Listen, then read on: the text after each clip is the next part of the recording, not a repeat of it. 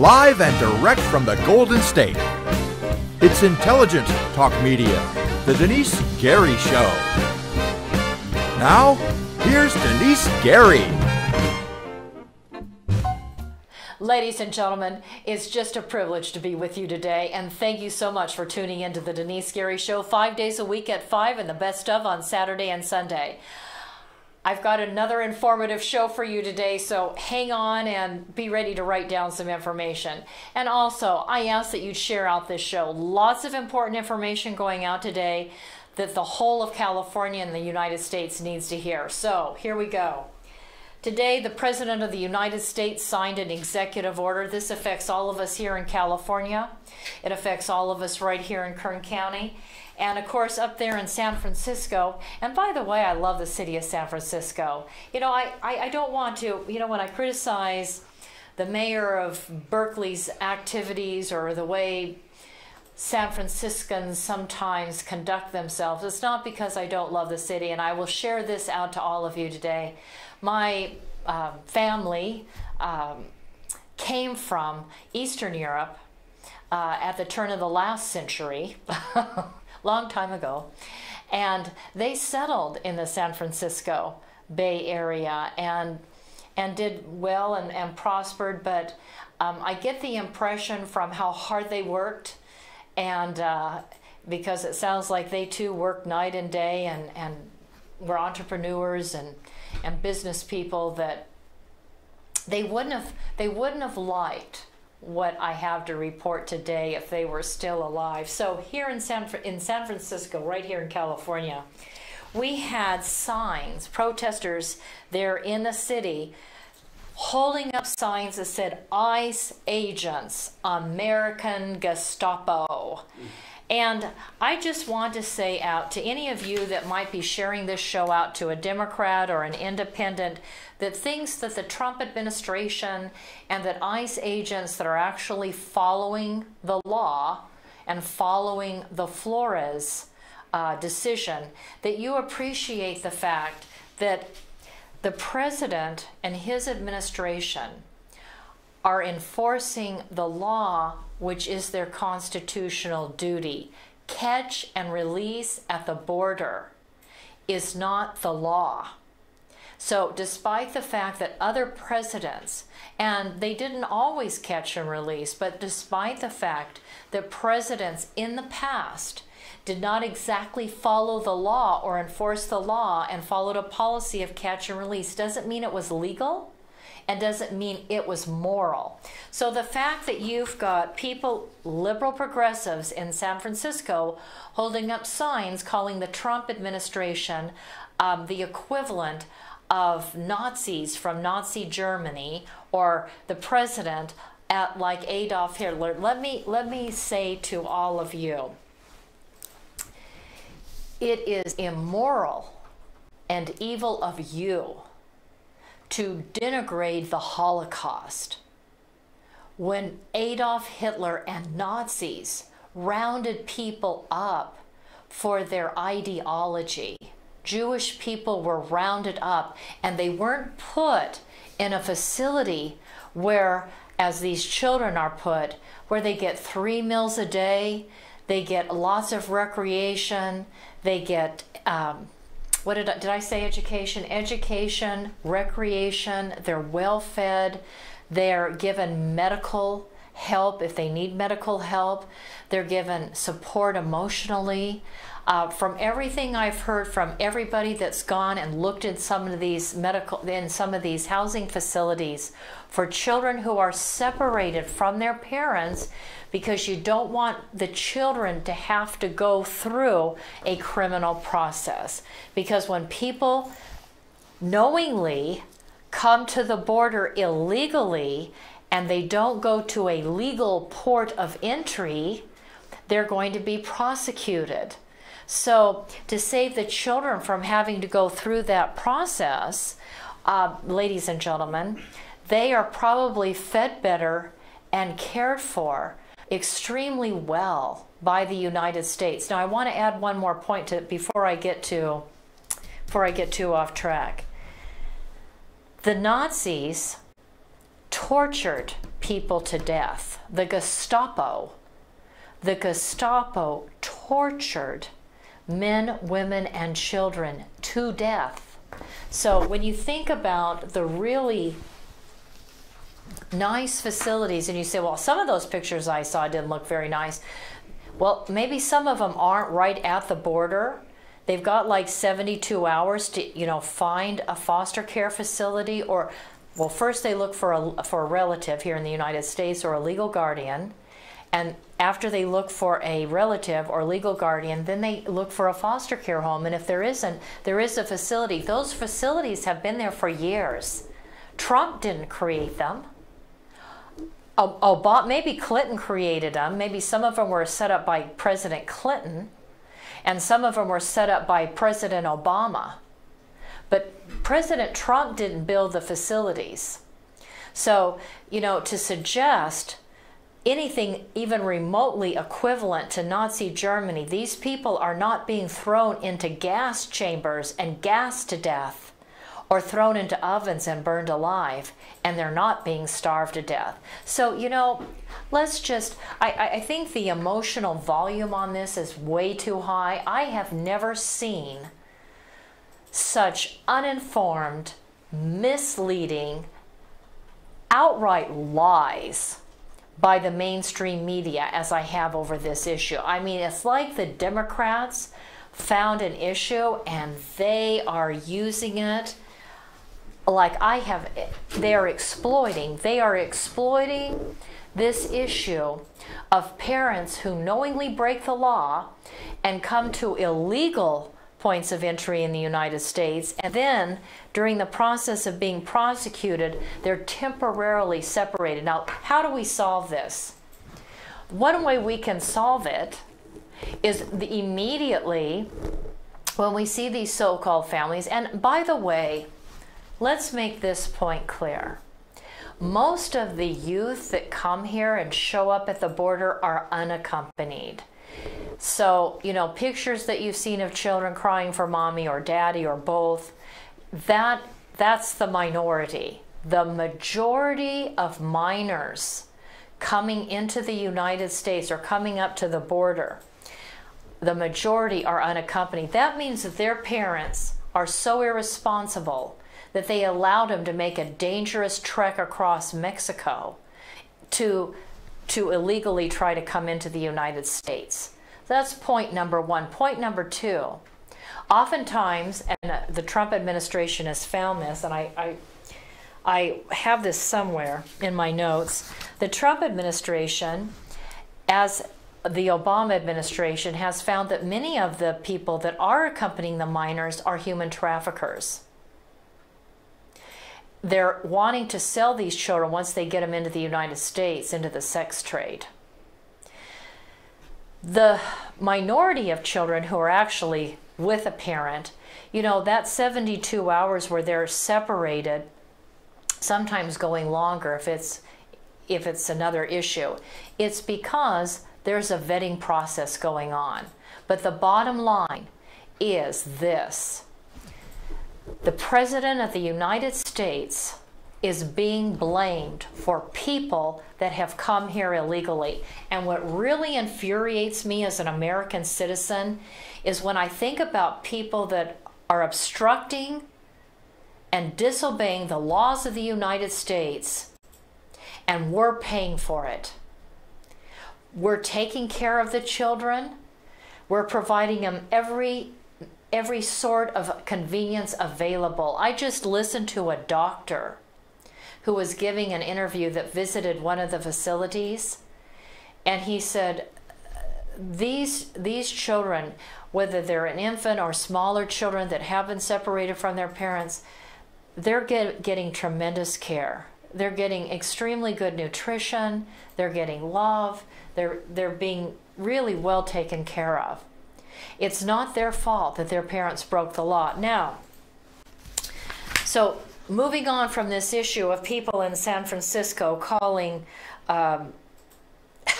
ICE and the Immigration and Customs Enforcement agents the Nazi Gestapo. Please make it clear to everybody that you hear that from That is really immoral and irresponsible and just an outright lie. Now, I want to say this, that it was in 1997 that the federal government made an agreement in a case called Flores not to keep unaccompanied illegal immigrant children in custody beyond 20 days. So understand that maybe some of the pictures that you might see is a result of the Flores case. And if children are coming here, which is the vast majority, unaccompanied, we do keep them. Look at it this way.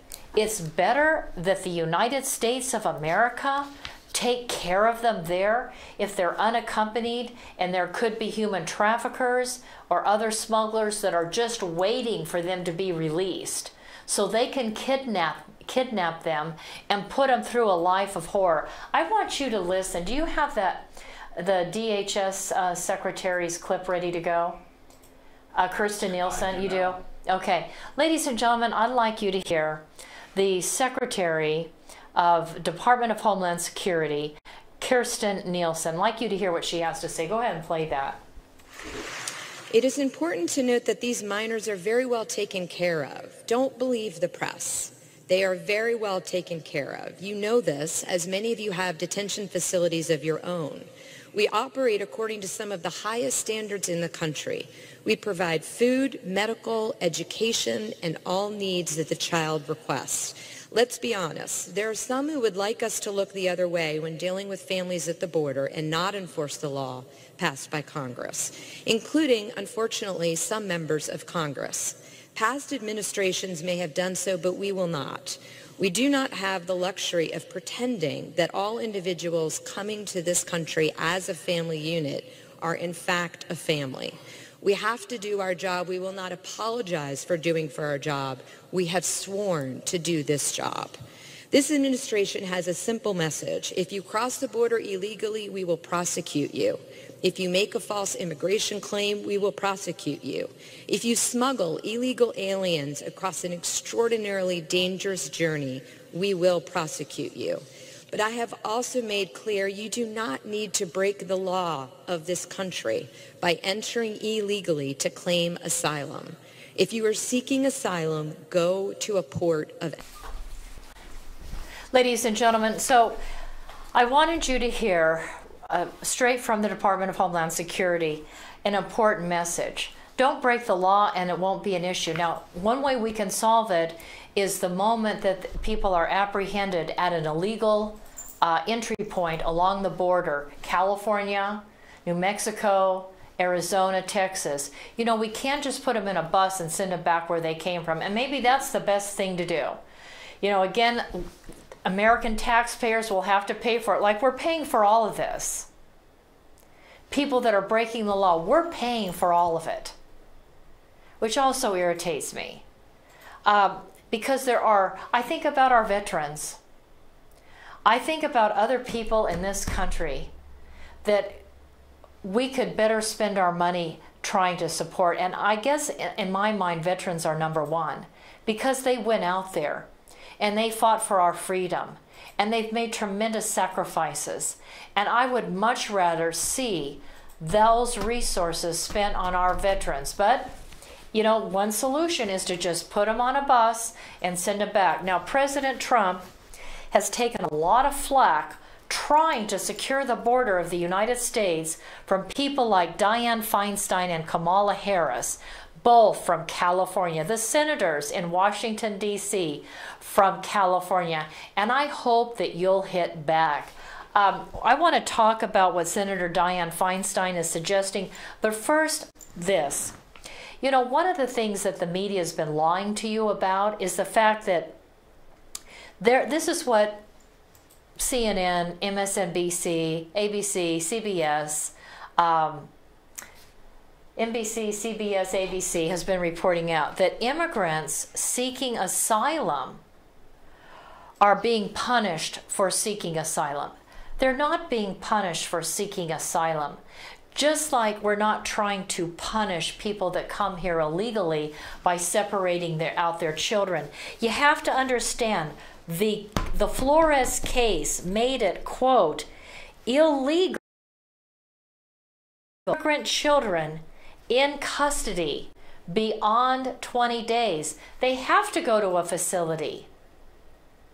You can't keep them in custody. The Ninth Circuit Court of Appeals ruled that accompanied children also could not be held in custody under the terms of the settlement. That meant that the government had to either release the whole family, which President Trump isn't going to do, it's called catch and release the whole family, or the government has to separate parents from the children, because the Ninth Circuit Court of Appeals ruled that accompanied children could not be held in custody under the terms of the settlement. So you can bus the family back to wherever they came from, and you can do it right there on the spot, or you have to separate the parents from the children, because that's the law. That's what the Ninth Circuit Court said. So the Trump administration is simply following the law. From the Flores case, not keeping unaccompanied illegal immigrant children in custody beyond 20 days. It takes time to try to find a relative in the United States. It takes time to see if there's a guardian. It takes time to see if someone will take care of them in foster care. You know, it's a process. It doesn't just happen with a snap of your finger. And I don't think that people appreciate that, you know, it takes time to do things right. So the fact that, you know, Democrats are screaming, well, now what about those poor refugees seeking asylum? Well, this is the deal. If they choose deportation, okay, if people coming here seeking asylum, if they choose deportation, they're not separated from their children at all. But if you come to a point of entry to seek asylum and you're not actually illegal in the country, you're not arrested. People that come here seeking refuge are not arrested. It says here, according to the law, their children stay with them. Okay? The children are staying with people that go to a legal port of entry and say they're seeking refuge. They're in fear of their life.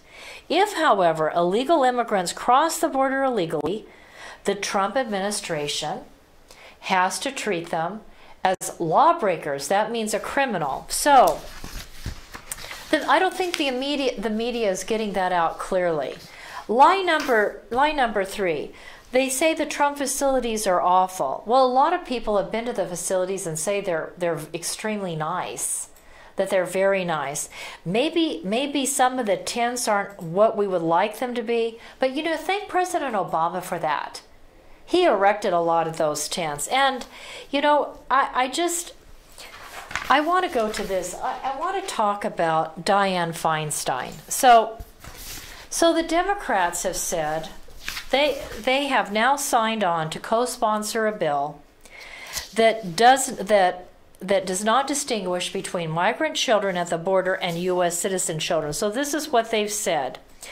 They've said that anybody that comes within 100 miles, says 200 million people, by the way, think about this, 200 million people live within 100 miles of the U.S. border on our side.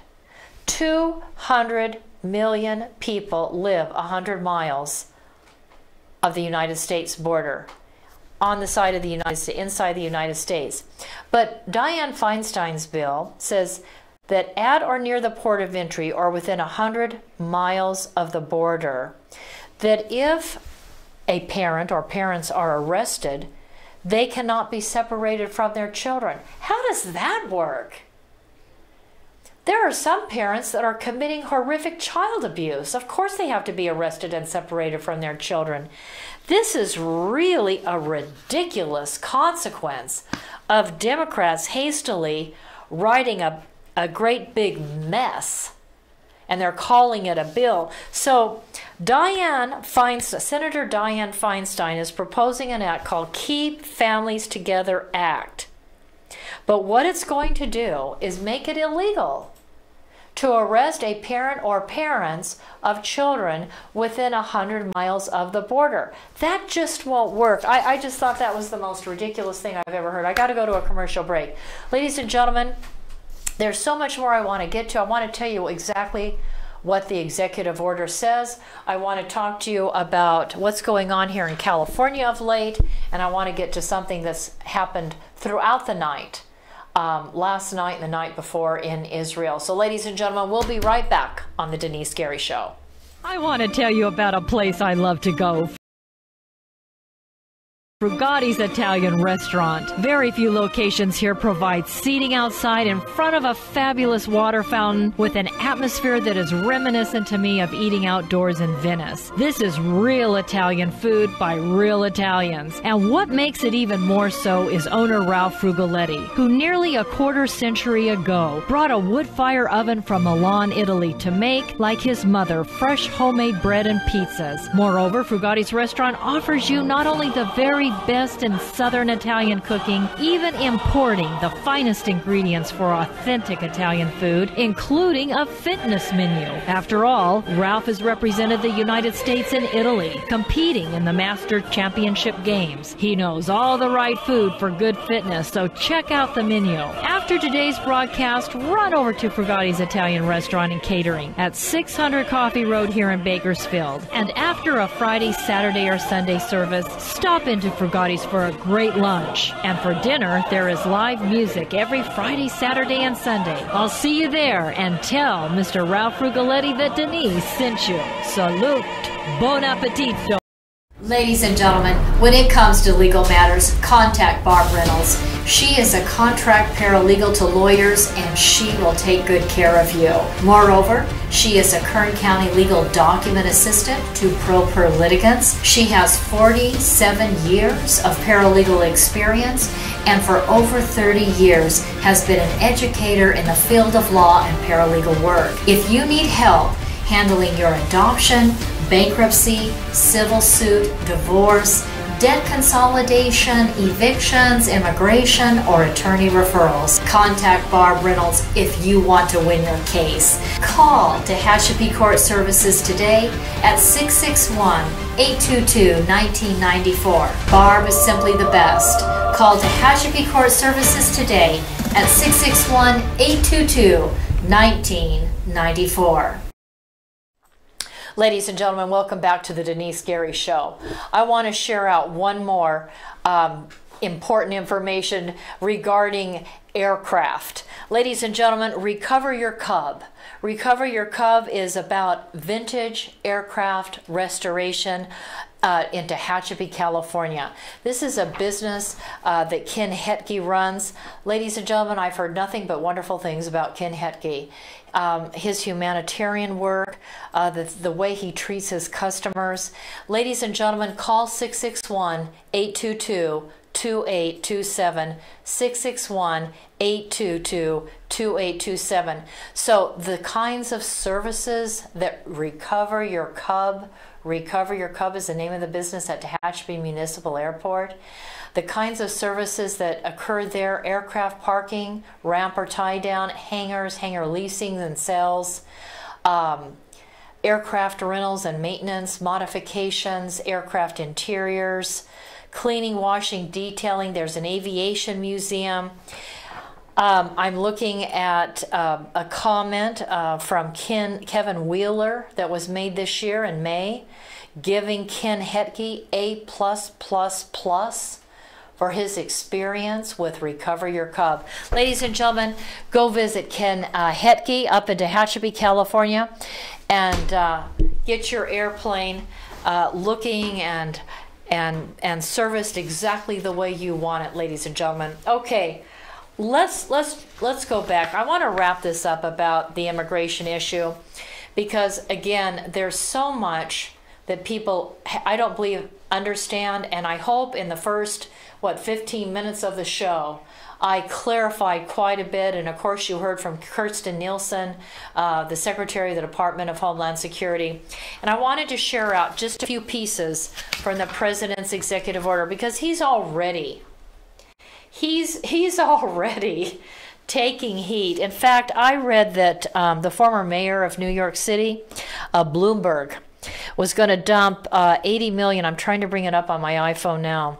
But I believe I've got the figure right. $80 million he's going to dump into, 80 million to boost Democrats in the midterms in November.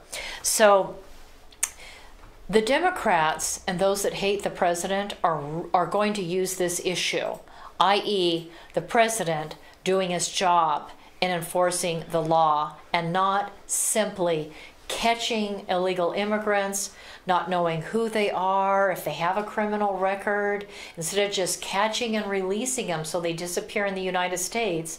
The president has said, we're going to follow the law, and which means that the parents, when they're arrested for breaking the law, have to be separated, just like children are separated here in the United States. When their parents break the law, this is why children go into foster care in the United States. I had 2 children when I was wanting to adopt at one point in my life when I was still married, and I took in foster children. And I know in a couple cases the parents were in prison. The children had been separated from the parents. This happens to American children every day in the United States. So the fact that it would happen on the border does not make President Trump a bad guy, that he actually believes, as I believe, and as I hope you believe, that people that come here illegally have to be vetted. You have to know who they are, and if they don't want to be prosecuted and come into the United States, they can turn around with their children and go home, and maybe the president will provide buses for them to do so. I know that House Leader Tom Cotton, a Republican from Arizona, stated that he's offering an amendment this week to the spending bill that also ends the separation of families at the border by allowing families to be held at the border. And of course, taxpayer money will give extra money for family housing and family units. Does that make everybody happy? Taxpayers, you and I, hardworking people, will spend, our taxpayer dollars, will give extra money to I'm not sure who it will be, whoever's, I guess the Department of Homeland Security will give them extra money, and they can build family housing units. So while the families can stay together, I guess as the families are prosecuted, or as the parents are prosecuted, or of course for those that are coming here legally and are showing up at a legal port of entry and seeking asylum, we can keep those families together too. But the Trump administration's hands are tied by liberal judges and Democrats who've ruled over the years that children at the border cannot be detained for more than 20 days. So if they can't be detained for 20 days, what do you do with their parents? If they're criminals, if they have a criminal record, maybe they've committed crimes here in the United States, they go back, they bring up their children, there's warrants out for their arrest. What do you do? This really is very difficult for the president and his administration. Has anybody thought about that?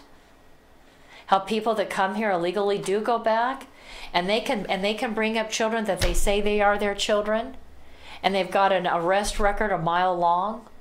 What do you do? So it's a little bit more complicated than these silly people in San Francisco and many of the Democrats would lead you to believe.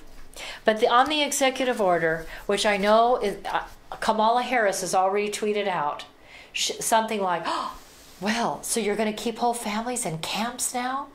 I saw this awful, ridiculous statement being made by someone who said, now the President of the United States is going to hold families in detention camps like they did to the Japanese during World War II. Once again, ladies and gentlemen, a vetting process has to occur. So, you know, if we're going to keep the families together, okay, great. Keep these families, and so-called families, I don't know if they're families or not.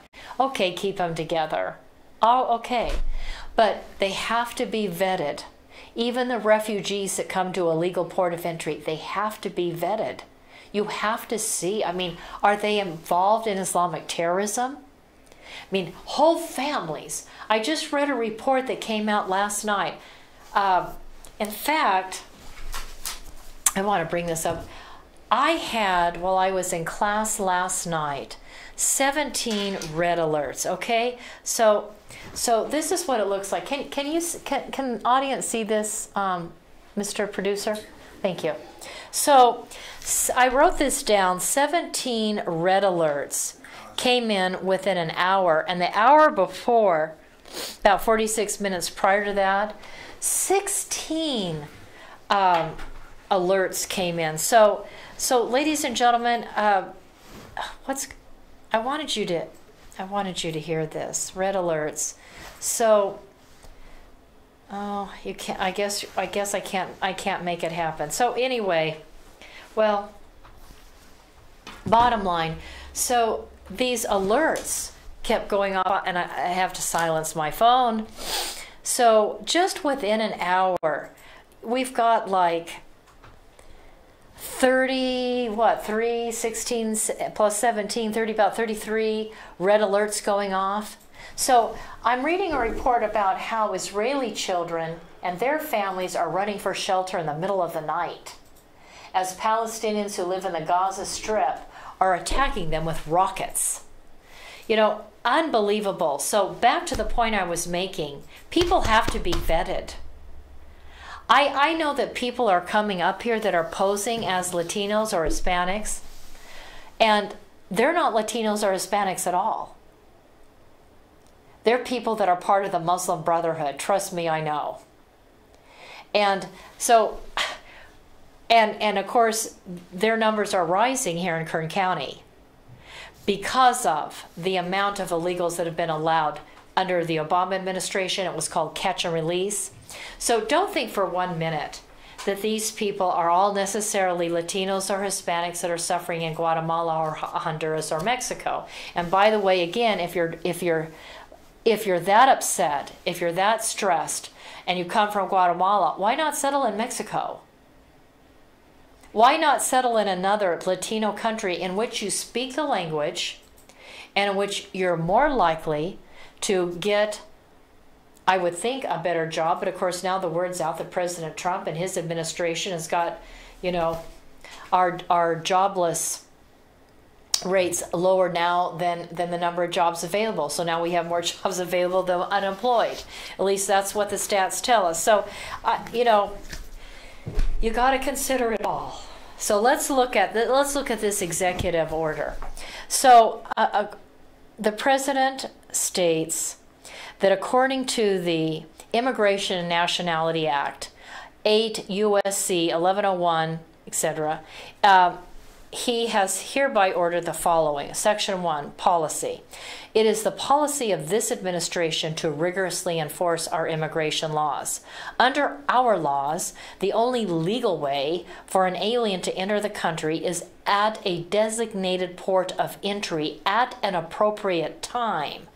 When an alien enters or attempts to enter the country anywhere else, that alien has committed at least the crime. First of all, they've committed the crime of improper entry because they've come through the wrong entry area and is subject to a fine or imprisonment under Section 1325A of Title A of the United States Code. And last time I read my Constitution, in Article 2 of the Constitution, the President is supposed to enforce the law. That's what the executive branch does. Congress makes laws, the President enforces them, and the courts interpret them. Okay, that's U.S. government. Everybody's supposed to know that. But you think these Democrats that are reporting on the news have no concept that the President is enforcing Title 8 of the United States Code. So the executive order goes on to read this administration will initiate proceedings to enforce this and other criminal provisions of the INA, the Immigration Nationality Act, INA, until and unless Congress directs otherwise. So it's Congress's problem. They're supposed to pass law. And Chuck Schumer, I just read that Chuck Schumer said about Senator Feinstein's bill, which is really ridiculous. Senate Minority Leader Charles Schumer, Democrat from New York, said Tuesday that he wasn't even interested in any legislation. He doesn't want to solve the problem.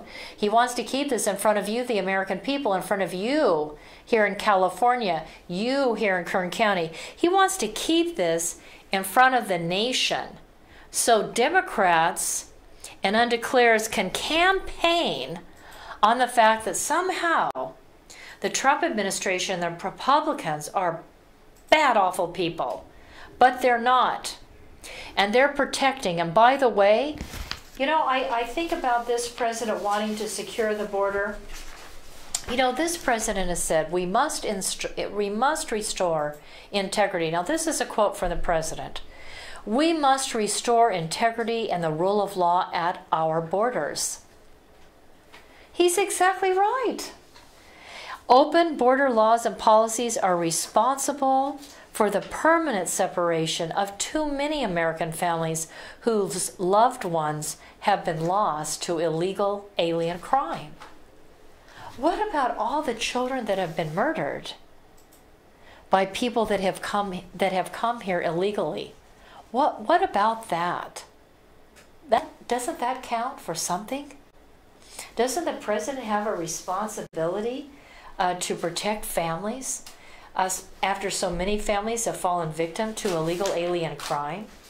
Let's look back at this executive order. Let's see. Oh, okay.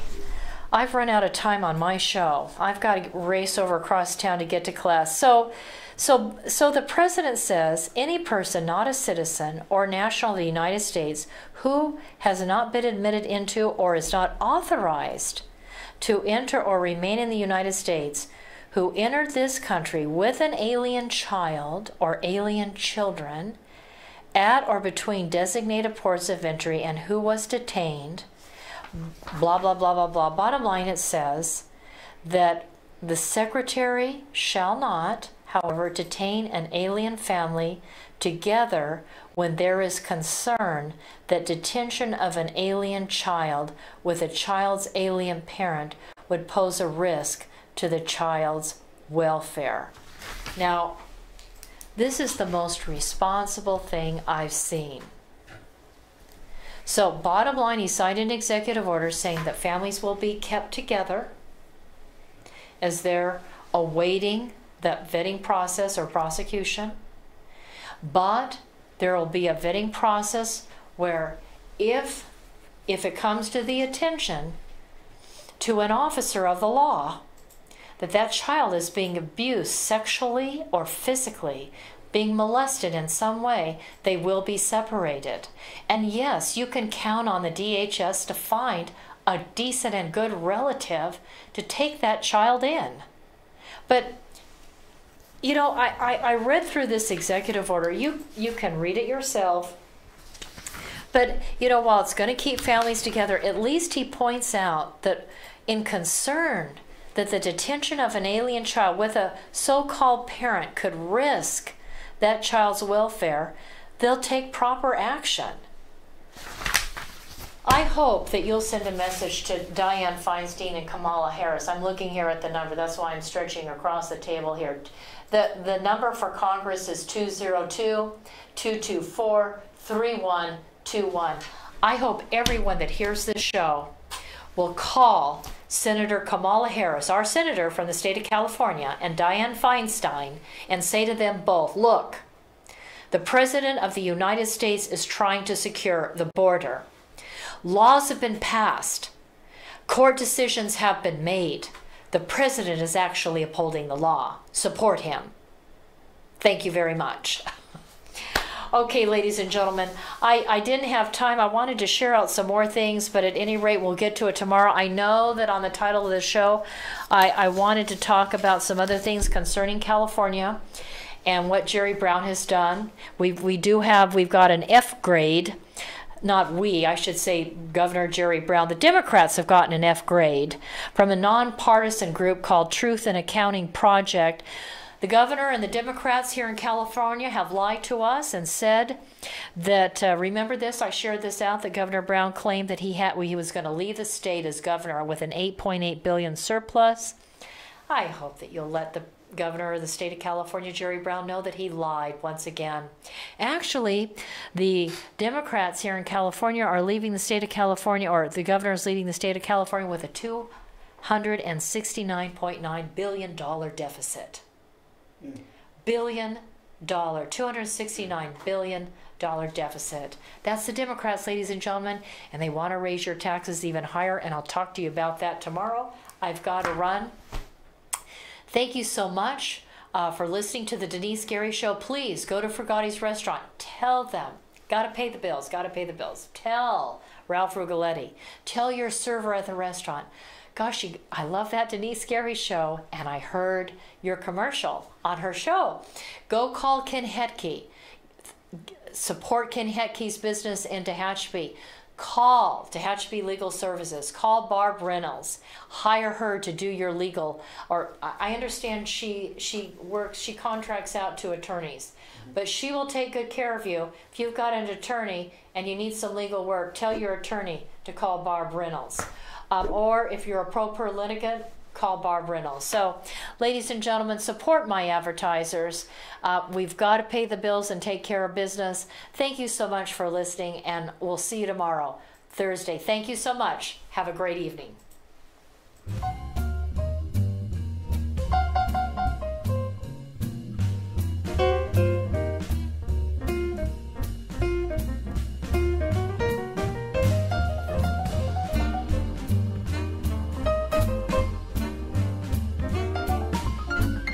Thank you for listening to the Denice Gary Show.